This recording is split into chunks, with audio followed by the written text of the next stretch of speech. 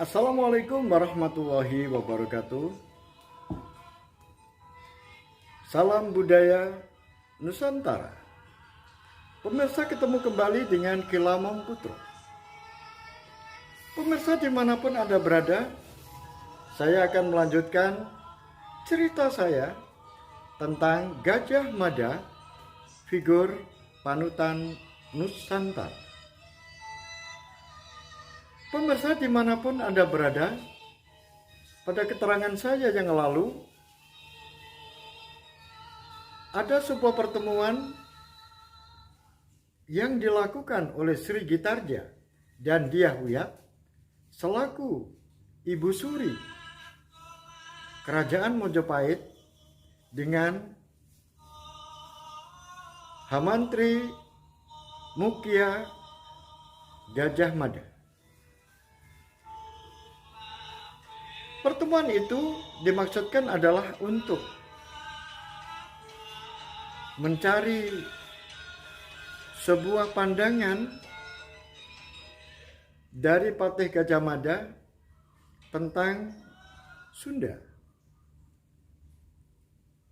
Keinginan ini digali oleh Sri Gitarja dan Dyah Wiyat karena dilatar belakangi ada keinginan Sri Gitarja dan Dyah Wiyat untuk menikahkan putranya, yaitu Hayam Wuruk, Raja Mojopahit, untuk mendapatkan seorang putri dari Sunda, yaitu putri dari Prabu Linggobuwono yang bernama Dyah Pitaloka Citroresmi. Oleh sebab itu, dibayang-bayangi oleh rasa ketakutan karena Gajah Mada memiliki sebuah rencana, yaitu penyatuan bumi Nusantara termasuk bumi Sunda. Oleh sebab itu, dalam pertemuan itu ditanyakan oleh Sri Gitarja tentang pandangan Gajah Mada mengenai Sunda. Wahai Kakang Gajah Mada, aku ingin melanjutkan pertanyaan kepada Kakang. Bagaimanakah sikap Kakang terhadap Sunda? Kemudian diimbui oleh Dyah Wiyat. Kemudian Kakang juga mengirimkan, yaitu Kanuruhan Gajah Enggon, yang Kakang jelaskan untuk menjamin keselamatan dari Patih Majoretno dan para rombongan yang menuju ke Sunda. Bagaimana maksud dari Kakang mengirimkan Gajah Enggon mendampingi Patih Majoretno yang sudah resmi diutus oleh Kerajaan Mojopahit untuk menemui Prabu Linggobuwono itu? Terima kasih, Gusti Putri. Pandangan saya tentang Sunda sudah saya jelaskan sebelumnya, bahwa penyatuan bumi Nusantara ini merupakan harga mati yang tidak bisa ditawar-tawar lagi. Karena penyatuan bumi Nusantara ini memiliki sebuah rencana jangka panjang. Apabila seluruh Nusantara ini sudah bersatu, maka cita-cita orang-orang Cina, orang-orang Tartar untuk menguasai bumi Sumatera, menguasai bumi Pahang, menguasai bumi Borneo, Celebes, dan bumi Nusantara yang lain tidak akan pernah berhasil apabila kita sudah bulat bersatu. Oleh sebab itu, seperti yang Tuan Putri lihat.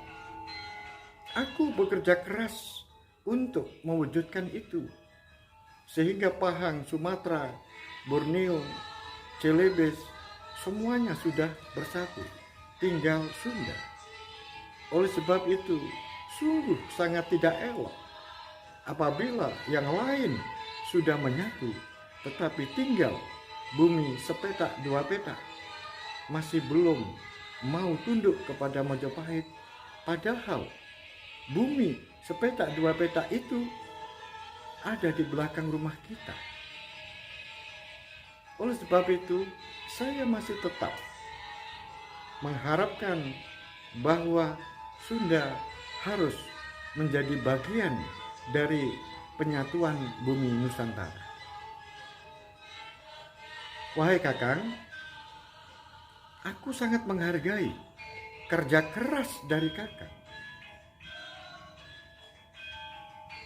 Dan semua itu Kakang lakukan adalah hanya untuk mengabdi, membesarkan kerajaan Majapahit ini.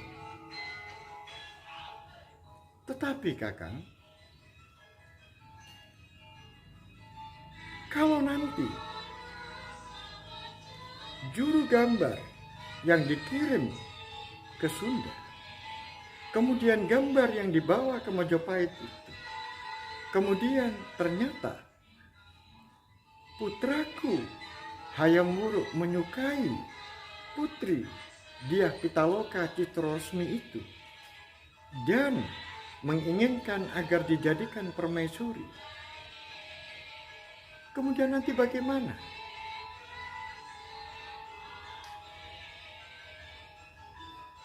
Terima kasih Putri. Itu bagi saya tidak terlalu sukar. Bahwa tetap saja harus berlangsung pernikahan itu. Jangan sampai gagal. Karena saya sendiri juga tidak menghendaki kegagalan pernikahan dari Hayam Wuruk mendapatkan putri Dyah Pitaloka.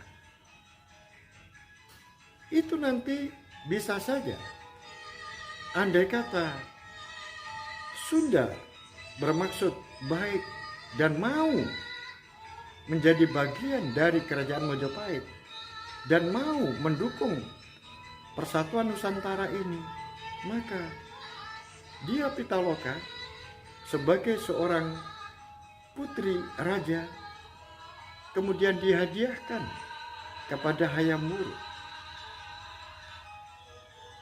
sehingga semuanya tidak ada permasalahan. Dengan menghadiahkan putri Dyah Pitaloka kepada Prabu Hayam Wuruk dan kemudian dilakukan sebuah pernikahan, itu semuanya sudah selesai. Dan tidak ada pertumpahan darah, tidak ada peperangan. Pemirsa dimanapun Anda berada, dia Wiyat berpikir di dalam hatinya, masa ada orang mau putrinya diserahkan sebagai sebuah persembahan? Itu artinya Sunda menyerah takluk di hadapan kaki Raja Majapahit. Pasti dia tidak akan mau melakukan itu, karena itu merupakan sebuah penghinaan bagi Sunda. Tetapi pemirsa dimanapun Anda berada, Dyah Wiyat tidak mau mengatakan itu, karena itu sungguh sangat dikhawatirkan kalau nanti Gajah Mada murka atau marah. Baiklah kalau begitu. Tiba-tiba Ibunda Ratu Gayatri yang sudah tua ini kemudian datang. Kemudian Ibunda Gayatri kemudian menjelaskan bahwa jangan pernah melakukan penyerbuan kepada Sunda. Karena hubungan antara Sunda dengan Majapahit itu sudah seperti saudara. Oleh sebab itu, Ibunda Gayatri menunjuk dia Wiyat untuk menjelaskan tentang hubungan darah itu. Kakang Gajah Mada, seperti yang disampaikan oleh Ibu, bahwa hubungan antara Mojopahit dengan Sunda itu sungguh sangat erat. Bahkan Kakang harus tahu silsilah hubungan darah antara Mojopahit dengan Sunda itu sangat erat sekali. Kakang tahu pendiri kerajaan ini adalah orang yang berdarah Sunda. Mojopahit ini didirikan oleh Raden Wijaya, yang mana Raden Wijaya itu juga keturunan raja-raja dari Sunda. Baiklah Putri, tolong dijelaskan dari awal apa hubungan antara Mojopahit dengan Sunda apabila ditilik dari silsilah atau hubungan darah. Baiklah Kakang, kalau begitu dengarkan baik-baik Kakang. Saya dan Kang Mbok Srigitarja adalah masih ada keturunan darah dari Rajasa, yaitu keturunan dari Ken Arok. Tetapi ada sebagian darah saya dan saudara-saudara saya adalah darah yang berasal dari Sunda. Kita mulai dari atas, Kakang. Sudah kita ketahui bahwa Ken Arok sebelum menikah dengan Ken Dedes sudah mempunyai istri yang namanya Ken Umang. Kemudian Ken Dedes sebelum menikah dengan Ken Arok sudah mempunyai suami, yaitu Tunggul Ametung. Tunggul Ametung dengan Ken Dedes melahirkan Anusapati.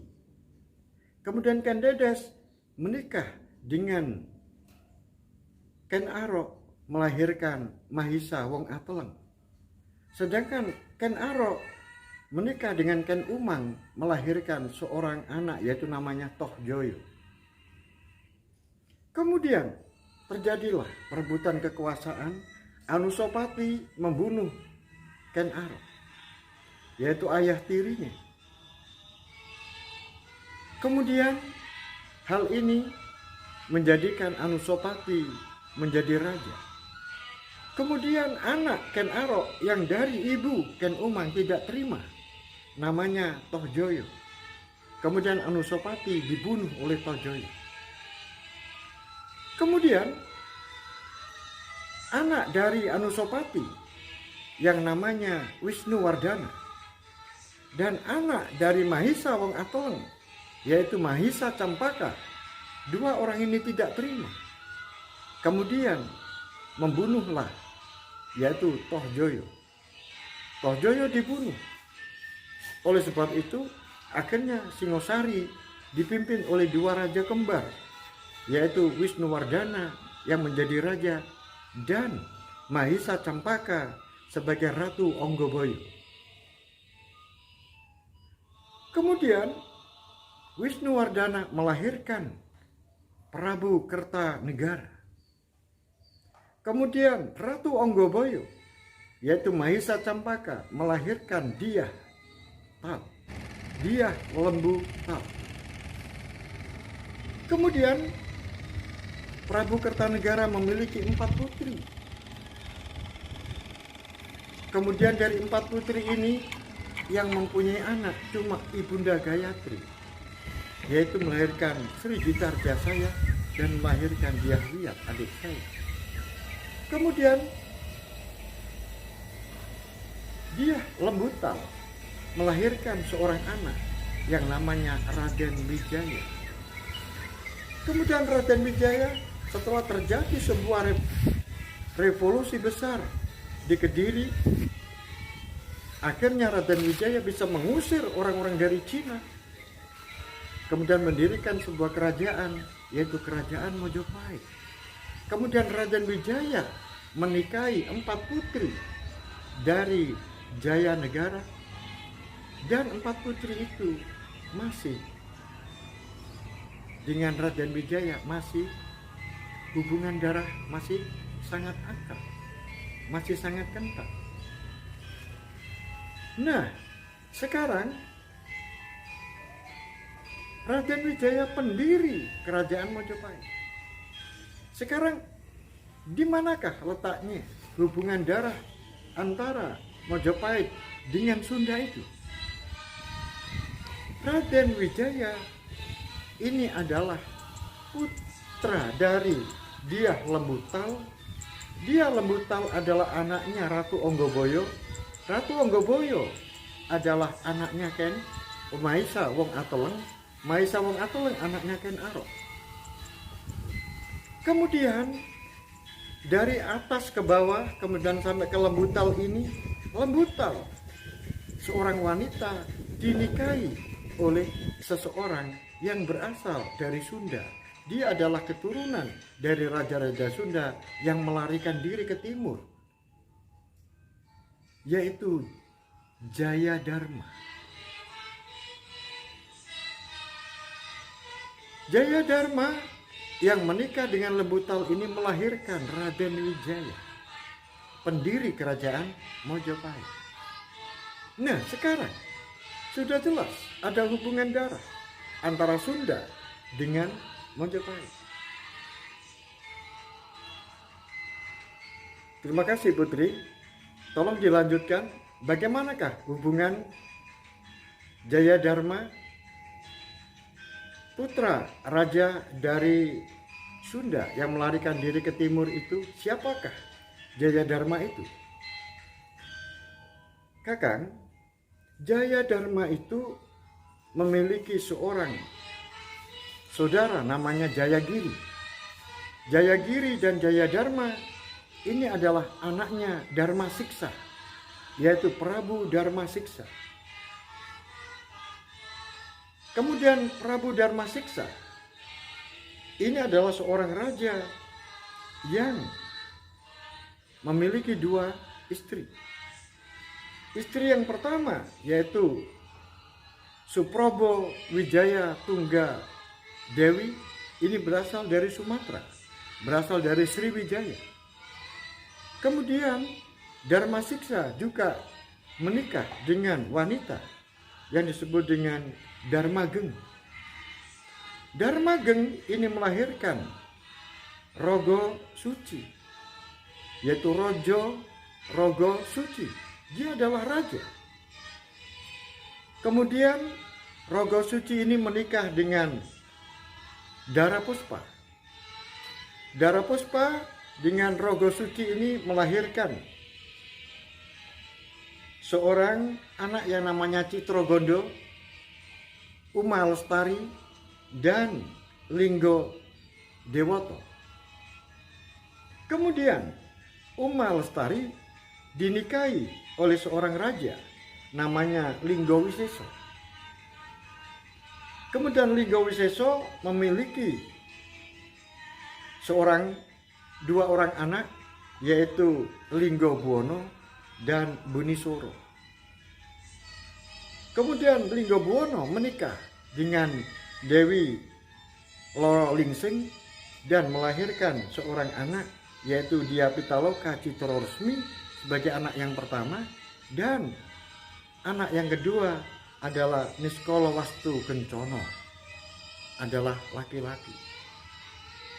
Jadi kalau kita urutkan dari bawah, Kakang,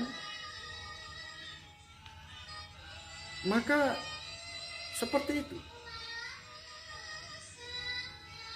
Jadi seorang Prabu Dharma Siksa ini mempunyai seorang anak namanya Jayadharma. Jayadharma memiliki anak namanya Raden Wijaya. Itu kalau kita tarik dari atas ke bawah sampai dengan Raden Wijaya. Sehingga Raden Wijaya adalah keturunan raja-raja Dharma Siksa, yaitu Prabu yang ada di Sunda. Itulah hubungannya. Jadi hubungan antara Majapahit dengan Sunda sangat erat. Jadi andai kata tidak ada Dharma Siksa, tidak ada Jaya Dharma, tentu tidak ada Raden Wijaya. Dan tidak ada Majapahit. Baiklah, Gusti Putri, semuanya itu adalah sejarah perjalanan sebuah bangsa. Jadi dalam perjalanan sebuah bangsa, hal-hal yang seperti itu sudah menjadi sebuah kewajaran. Apakah ada seorang anak membunuh ayah tirinya? Apakah ada seorang anak membunuh saudaranya? Gusti Putri tadi sudah menjelaskan. Ken Arok itu adalah memiliki anak gawan namanya Anusapati. Dia dididik sejak kecil, dibesarkan karena ayahnya Tunggul Ametung sudah meninggal ketika dia masih ada di dalam perut Ken Dedes. Kemudian Ken Dedes dinikahi oleh Ken Arok, masih dalam keadaan kamu belum dilahirkan. Anusapati belum dilahirkan. Kemudian sejak kecil dirawatnya seperti anaknya sendiri. Tetapi Anusapati kemudian ketika sudah menjadi dewasa membunuh ayahnya. Ayahnya dibunuh. Kemudian Ken Dedes, Ken Arok juga menikah dengan Ken Umang. Tadi kan begitu. Ken Umang melahirkan anak yang namanya Tohjoyo. Anusapati dengan Ken Arok adalah anak gawan. Tohjoyo adalah anaknya Ken Arok dari ibu yang lain. Demikian juga Ken Arok mempunyai anak dengan Ken Dedes, yaitu Mahisa Wong Atolang.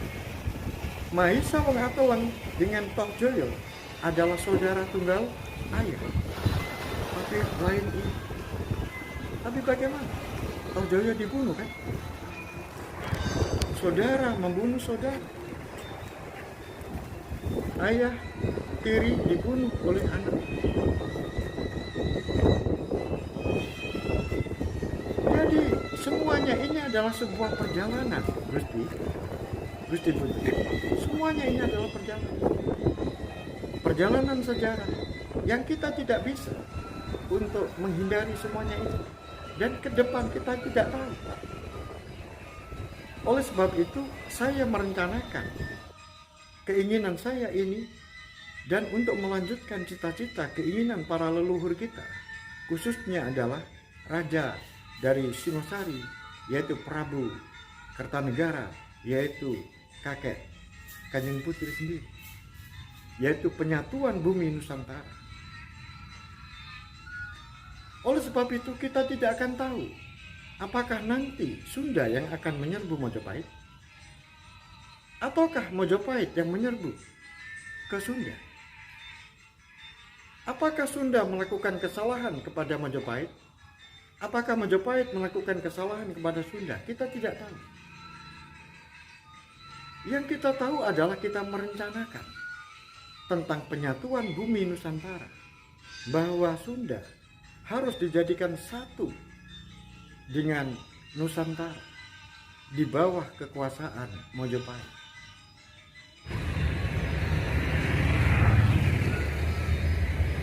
Pemirsa dimanapun Anda berada, akhirnya